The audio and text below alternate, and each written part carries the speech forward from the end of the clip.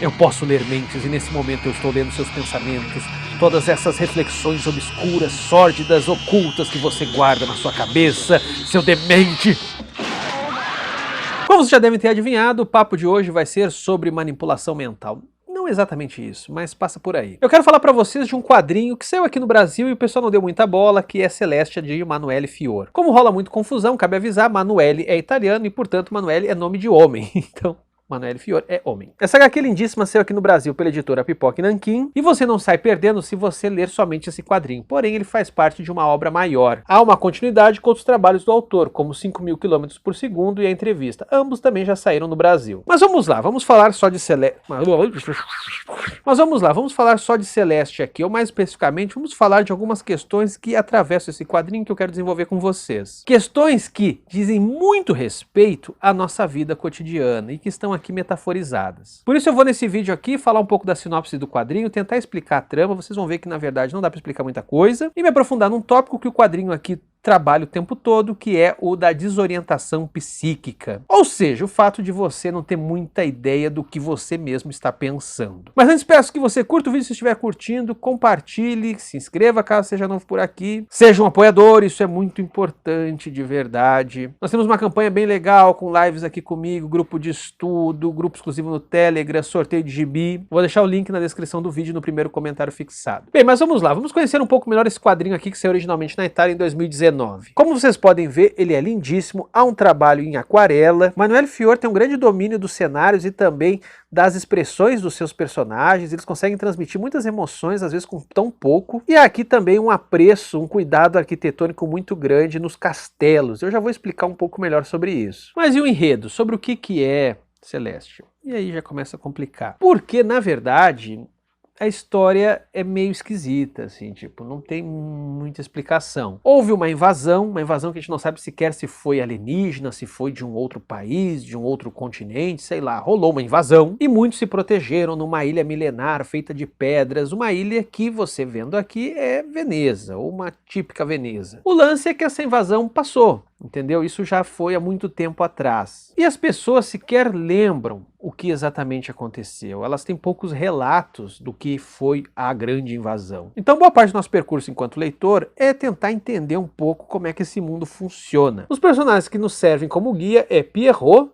e Dora. Dora é uma personagem já recorrente de Emanuele Fior, ela aparece também em A Entrevista. O fato do personagem principal se chamar Pierrot não é por acaso, isso remete à comédia dell'arte, teatro popular ali do século XV ao século XVIII, e que tinha no Pierrot, nome francês do personagem Pedrolino, um dos seus principais personagens. Inclusive o Pierrot, personagem aqui de Celestia, faz questão de desenhar uma lágrima preta embaixo do olho, exatamente como o Pierrot, personagem da comédia dell'arte. Lembram da história? O Pierrot é um palhaço triste que é apaixonado pela Colombina, mas ela acaba trocando ele pelo Arlequim. Mas no final feliz, ela retorna pro Pierrot e tal. Quer dizer, depende, né? Porque um dos grandes traços da comédia dell'arte é justamente o improviso. E guardem que isso é uma questão chave aqui no que a gente vai conversar. Seja como for, apesar da comédia dell'arte ser muito feita com base numa série de liberdades, havia os Lazzi. Lazzi, no singular lazzo, é simplesmente essas rotinas, essas piadas chavões que você usa sempre quando você se apresenta. Ou seja, funciona assim. Rola improvisar, mas há sempre algumas piadas, algumas determinadas performances que você precisa sempre fazer, você sempre retorna a elas. Guardem isso também, porque o que eu tô falando aqui não é exatamente sobre teatro popular, ok? Isso vai fazer sentido. Mas vamos voltar aqui para Celestia, tá bom? Vamos voltar. Nesse futuro que houve uma invasão, as pessoas se exilaram e ninguém mais lembra exatamente do que aconteceu, existe uma coisa muito curiosa. Existem telepatas. E agora vai começar a complicar. Pierrot, por exemplo, é filho do professor que está organizando todo ali um grupo de telepatas. É quase um professor Xavier com a sua academia de X-Men. E Dora é uma poderosa telepata, embora ela fique muito confusa dos seus próprios poderes. Inclusive, por causa do nervosismo que a telepatia causa nela, ela produz nos outros déjà vu. Então, se você tem um déjà vu, é por causa da Dora entrando na sua cabeça. Existem também gangues em Celestia, gangues que se vestem com máscaras típicas do carnaval de Veneza. Então, notem novamente mais um caráter tipicamente performático aqui. E tem um momento que a Dora fala, quando justamente ela está refletindo sobre a questão do déjà vu, da telepatia, que ela comenta que os pensamentos são como ecos. Ecos que se dão na cabeça do outro. Ou seja, uma maneira de você considerar a telepatia, para além dessa noção de superpoder, do tipo ler mentes e tal, é quando você de alguma maneira faz com que um pensamento acabe ecoando no pensamento do outro. Bom, de certa maneira, o que eu estou fazendo agora pode ser isso. Vocês estão pensando nas coisas que eu estou falando, eu acho. Há, portanto, aqui uma dimensão bastante poética dessa coisa da telepatia. Mas não fica só nisso. Ou melhor, fica nisso, fica na poética do quadrinho, mas levada à última consequência.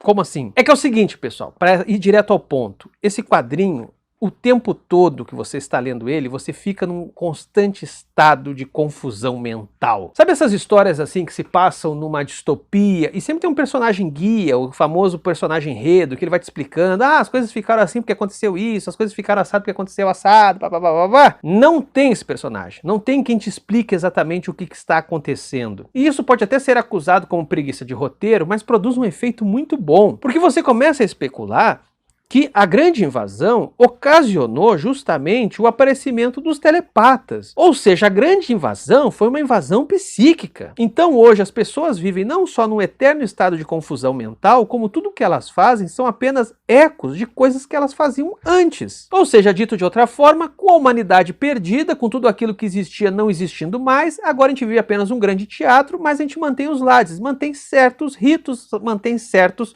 jeitos de fazer as coisas, porque é o que nos restou. Eu acho isso de uma sacada tremenda, porque traz pra gente uma sensação de desconforto e nos dá uma dimensão que até então a gente não costuma ver em histórias distópicas, histórias de ficção científica, nem sei se dá pra chamar isso aqui de ficção científica, sacou? Porque faz todo sentido você construir uma história confusa diante de uma espécie de cataclismo psíquico que se deu por um grande evento que a gente também não sabe exatamente qual foi. Dava pra trazer isso como uma informação racional, os alienígenas com equipamento tal, fizeram as pessoas perderem a memória, ou sei lá, ficarem confusas sobre a sua própria identidade. Só que o quadrinho vai por outro caminho. A ideia aqui é justamente explorar uma maneira em que nós sejamos também parte desse grande estado de confusão. Ao longo do quadrinho a gente vê uma série de sintomas dessa perplexidade de ordem psíquica. Uma delas é justamente o fato de que as memórias elas estão um tanto perdidas. É preciso lutar muito para que as memórias venham à tona. O Pierrot, por exemplo, ele perdeu a mãe e é muito difícil, inclusive, para ele lembrar exatamente o que aconteceu com a mãe dele. E quando ele lembra quando aconteceu com a mãe dele, ele sofre demais, porque ele sente exatamente a dor da mãe dele. A telepatia fez com que ele sentisse o que a mãe dele estava sentindo no momento em que ela morria. Daí que lembrar da mãe não é doloroso apenas pela lembrança da perda de alguém, mas também porque você partilhou de todas as dores, sofrimentos e angústias daquela pessoa enquanto estava ela morrendo. E essa é uma das coisas mais bem trabalhadas nesse quadrinho, é o que dá a dimensão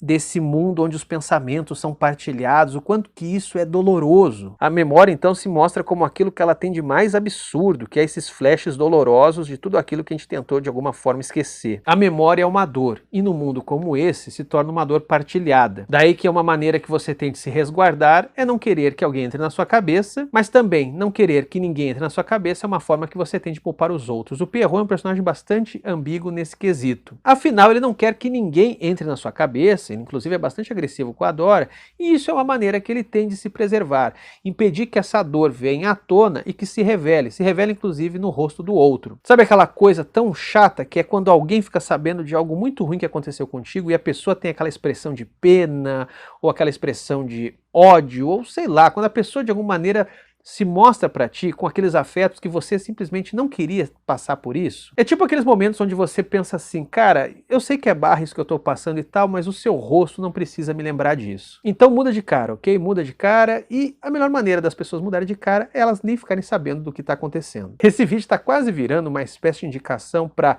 se você quer um superpoder, não seja telepata. Agora, uma outra coisa que é bastante divertido no quadrinho do ponto de vista gráfico é que se as pessoas vivem nesse estado de confusão, elas também, de alguma maneira, procuram ordem. E elas procuram essa ordem, elas sintomatizam esse desejo de ordem pela arquitetura. Olhem só como são os castelos, parece o desejo de colocar as coisas de uma maneira organizada. Eles são angulosos, lineares, monocromáticos, perfeitamente ordenados. Não são lugares feitos para pessoas viverem, são lugares feitos para pensamentos serem postos em ordem. E isso é muito doido, porque em outros quadros você vê porta-aviões, aviões e tal, ruínas de uma grande guerra. E várias vezes os personagens falam que esses castelos foi o que conseguiu fazer com que a humanidade sobrevivesse, foi o que manteve os invasores longe. Ou seja, esses castelos são praticamente castelos de pensamento. Não que eles sejam feitos de pensamento, ok? Eles são feitos de matéria, mas eles servem para colocar o pensamento em ordem. Inclusive tem um momento aqui mega triste que uma personagem chama um menino de filho. Até o momento que o menino, que é a cara do Little Nemo do Winsor McCay, revela que aquela mulher não é a mãe dele. Ela é uma mulher que perdeu o filho, estava desesperada à procura dele, e esse menino que é telepata convenceu ela de que ele é o filho dela. E ela consegue viver feliz com essa grande farsa ali no castelo. A vivência no castelo conseguiu colocar o pensamento dela em ordem. E conseguiu, em alguma dose, afastar o sofrimento que não cessa. Percebam como a memória é um perigo. Percebam como ninguém quer a memória nesse mundo. Não lembrar da guerra é um exemplo clássico de como as pessoas lidam com trauma. É melhor não lembrar, mas ele volta. Em algum momento ele vai voltar. E como é que você vai manter essa lembrança que você não quer que retorne de jeito nenhum quando você está rodeado de pessoas que, às vezes, querendo ou não, escutam seus pensamentos? Aliás, cabe dizer que o Pierrot, apesar de ter um talento também de ordem psíquica, ele não é tanto um telepata, e sim mais uma espécie de clarividente. Ou seja, ele consegue adivinhar o futuro. E isso é algo chave aqui na história, para toda uma reviravolta, que eu não vou revelar aqui, mas isso é muito curioso, vindo de um personagem que remete à comédia dell'arte, aos Lades, ou seja, essas rotinas que, portanto, uma hora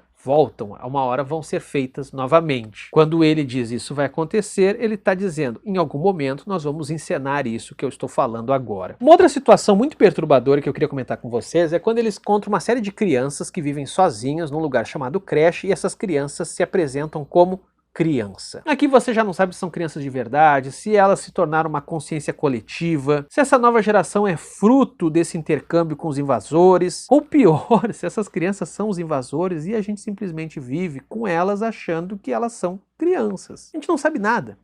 A gente não sabe nada. A única coisa que a gente sabe aqui na história é que há uma benevolência. Então também os invasores talvez inclusive não sejam maus. É outra coisa que a gente não tem certeza na história. A única coisa que Celestia nos traz de certeza é que o pensamento humano é uma coisa muito complicada. A telepatia aqui serve apenas como grande metáfora sobre o fato de que como é duro ter pensamentos, como é difícil lidar com as memórias, como é difícil organizar as nossas percepções e, acima de tudo, como é um fardo nós dividirmos isso com os outros. Porque mesmo quando a gente não fala nada, de alguma maneira a gente está emitindo sinais, as pessoas estão escutando os nossos pensamentos, mesmo quando nós simplesmente estamos quietos. O ser humano está sempre se comunicando uns com os outros, mesmo no mais absoluto silêncio. Então Celestia é um quadrinho, metáfora, sobre esse estado constante de perplexidade humana. E ele faz isso nos colocando nesse lugar de incômodo, nesse lugar de profunda angústia. Alguma dúvida de que esse quadrinho é bom? Alguma dúvida? Então é isso, pessoal. Fica aí a dica para vocês mergulharem no universo de Celestia. É uma leitura muito, muito interessante. E como eu disse aqui, rende bastante coisa. Rende mesmo, além de ser belíssimo, tá? Como sempre, peço que você siga a gente nas nossas redes sociais, Instagram, TikTok, Twitter. Obrigado por assistir. Valeu, pessoal!